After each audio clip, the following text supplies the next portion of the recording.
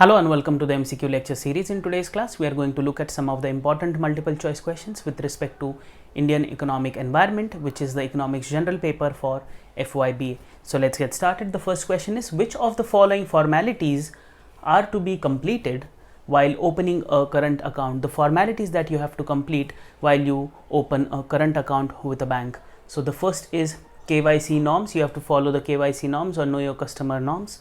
B, application form you have to fill. C is you have to also attach the proof of residence, and last is all of the above. That means you have to adhere to the KYC norms, you have to fill the application form, and also you have to give the proof of residence. So here the correct answer is, while opening a current account with a bank, all these formalities which are mentioned in point A, B and C are to be followed and completed, and therefore option D, all of the above, is the correct answer to this particular question. I hope that is clear. Let us now move to the next one. Which of the formalities are important for opening a savings account? So here we are looking at savings account. Here I was particularly talking about current account. So which formalities are important for opening a current savings account? Whether it is a proof of identity of that particular individual or a group of individuals who are willing to open a savings account, or B, application form, C, proof of residence, and D, all of the above. So here which formalities are important while opening a savings account? All these three. That means you have to attach the proof of identity, you have to attach the proof of residence, you can give the proof of permanent residence or current residence, and also you have to fill the application form for savings account. So therefore option D, all of the above, is the correct answer to this particular question, which talks about the formalities associated with opening a savings account. I hope both these questions are pretty much clear, current account and savings account. Let us now move to the next one. A sort of account. In a no frills account, the minimum balance is dash. In a no frills account, the minimum balance is option A, rupees 5,000, option B, rupees 50,000, option C, the minimum balance is nil or very low, and option D is it is difficult to say, so can't say what can be the possible minimum balance for no frills account. So here the correct answer is option C, which is nil or very low. So here in a no frills account, the minimum balance is 0 or very low amount. Okay, so option C is correct with respect to no frills account. I hope that is clear. Let us now move to the next one. Which of the following documents are required for KYC or know your customer norms? Which of the following documents are required? And the underlying options are A, proof of identity, B, proof of residence, C, both proof of identity and proof of residence, and D, none of the above. So we don't really have the documents which are available, and therefore option D, none of the above. So here if we look at which of the following documents are required for KYC or know your customer norms, option C, both A and B, is true with respect to the same. That means for KYC you have to give a proof which has your identity as well as the residence. So usually what you do, you can give separately two documents which are for identity as well as for proof of residence. That means I'll give my say PAN card and I'll give my ration card. So ration card would be my proof of residence and proof of identity would be my PAN card. Or collectively now most of the banks are going digital, and therefore they require something called as UID or Aadhaar. So here both A and B is the correct answer. That means it requires proof of identity as well as residence. It can be one document or two documents. So here option C is the correct answer to this particular question. Let us now move to the fifth one.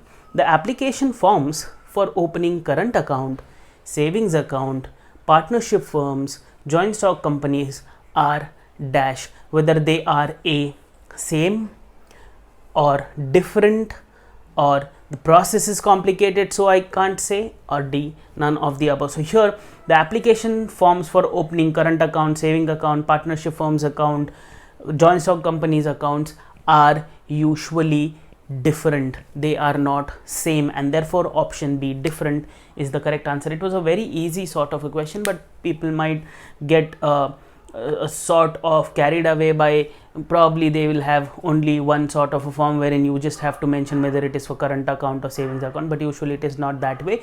There are different forms altogether for current account, saving account and all these things. Yeah, so here option B, different, is the correct answer.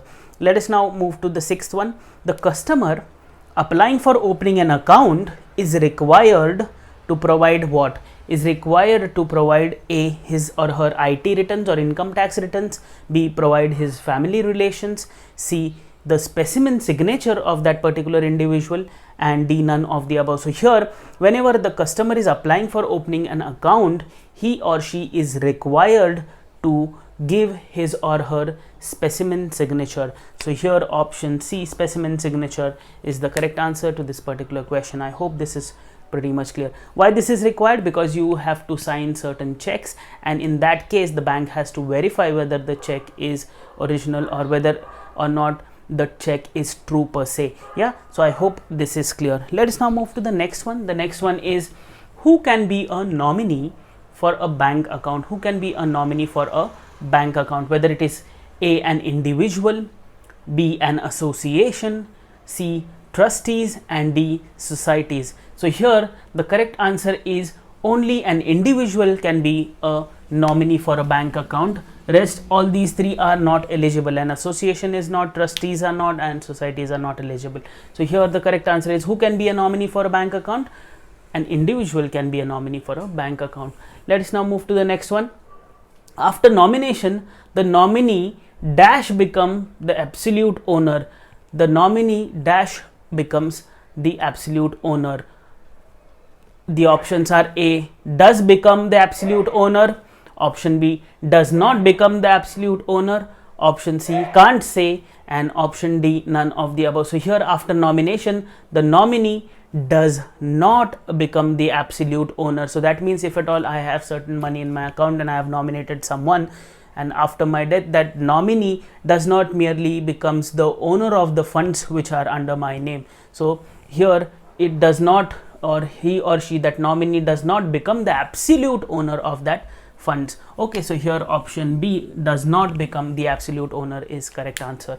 Let us now move to the next one. The minimum initial deposit for opening a current account is rupees dash for urban areas. The initial minimum deposit we are looking at for opening a current account is dash for urban areas. The area is also urban area. So whether it is A, rupees 500, whether it is B, rupees 1000, whether it is C, rupees 5000, or option D, rupees 2000. So here the correct answer is option B, rupees 1000. So whenever you want to open a current account, the minimum initial deposit which you have to put in the bank account is worth rupees 1000 for urban areas. Let us now look at the next question, which is but obvious for what will be the case for rural areas.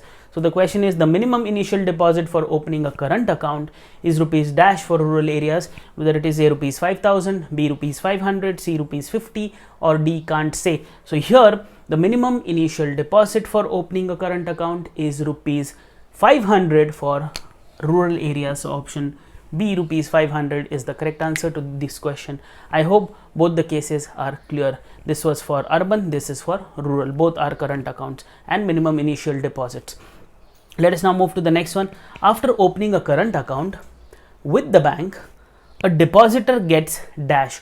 After opening a current account with the bank, a depositor gets what? Whether it is A, deposit slip book, whether it is B, checkbook, whether it is C, passbook, or D, all of the above. So here whenever I open current account with a bank, I'll be eligible to get all these important things, that is deposit slip book, checkbook, and passbook. Why they get a deposit slip book is because every day they have to come and deposit certain money and remove certain money. So in that case, since it is a business sort of an account or account for business community, that is why they get deposit slips. For savings account, what we usually do, we go to the bank.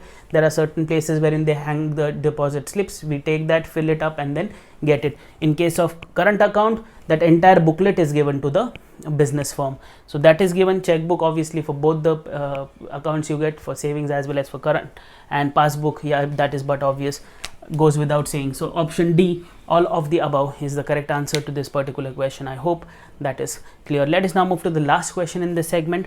Which of the following is true with respect to opening of a fixed deposit account. Opening of a fixed deposit account. First is usually made in joint names. Option B is a fixed deposit receipt is issued after opening that account. C is details regarding maturity, rate of interest is shared with the individual or joint account. And then last is all of the above. That means usually made in joint names, a fixed deposit receipt is issued, and also the details with respect to maturity as well as the rate of return or rate of interest is shared with the account holder. So here option D, all of the above, is true with respect to the case for fixed deposit account. So here option D is the correct answer. I hope the questions with respect to opening of account are pretty much clear. Please stay tuned for more. Thank you.